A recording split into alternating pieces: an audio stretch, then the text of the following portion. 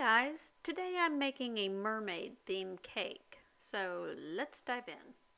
Here I'm cutting off the hard baked edge that forms when the cake rises above the rim of the cake pan as it bakes. I always fill my pans 3/4 of the way full so that I'll have these tall layers to work with. Yes, I do cut off a larger top dome when I do this, but I think it's worth it in the end to have the tall cake layers. If you want to impress or have a little wow factor for your cakes, always torch your cakes like I'm doing here.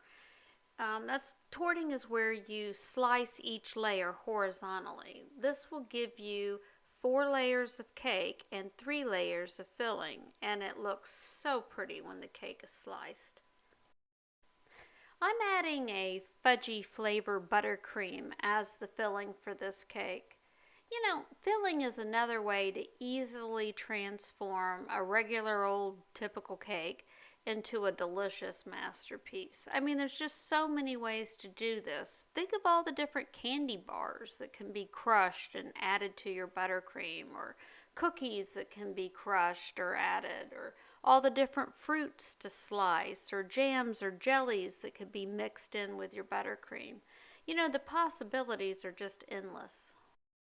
What you saw me spoon on the cake layers was simple syrup. I add that to layers to help keep the cake moist. Now it's time to crumb coat. Don't ever skip this step, especially if you're dealing with dark chocolate or any type of dark crumbs, because they really show through the icing. After it's sat in the fridge for 15 minutes or so to firm up the crumb coat, now it's time to ice the cake smooth in a teal colored buttercream. I'm just using a bag with a coupler, no tip, to put the buttercream on. I prefer this method as it gives a pretty even amount of icing for the entire cake, because I like my slices to all look uniform, but you apply buttercream any way that works for you. Once I get it as smooth as I can with a spatula, I go ahead and finish it the rest of the way using a paper towel. I deliberately left the top edge kind of jagged instead of smoothing it over, because I'm going to be putting a gold accent around the top. Now here I've taken thin consistency pink and purple icing, and I'm just kind of smearing it around in different spots to add mermaid colors and interest to the cake. Once I've got all the color added, I go back over it again with the paper towel to just make sure everything is smooth. The little girl I'm making this cake for is turning 6. So a few days before I baked the cake, I made this number 6 topper out of fondant that I had added Talulose powder to. It will make it stronger and dry a little bit faster, is why I added it. It makes it almost like gum paste. It will need to dry for several days before it can be used to put on the cake. I then used Super Pearl powder to make it shiny. I attached long toothpicks to the back of the 6 using a little bit of water and fondant. That way I can attach it to the cake. I then began piping purple and pink buttercream swirls around on the top of the cake, and I used a mold to make purple, pink, and teal colored fondant mermaid tails, and so I added those to the design. I also sprinkled a bunch of gold pearls to the top of the cake.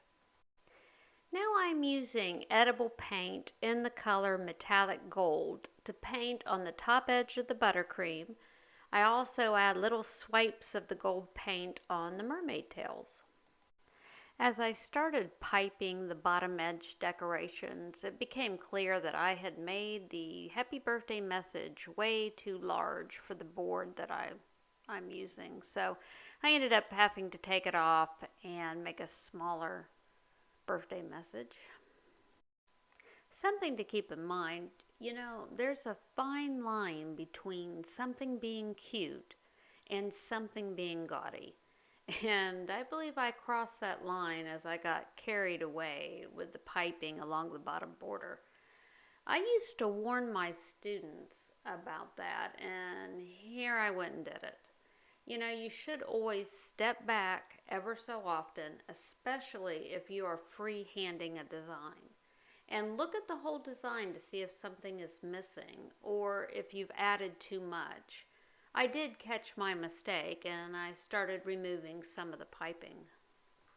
After I got it all removed and repaired the buttercream, I added the message back along with a few other gold accents to finish the design.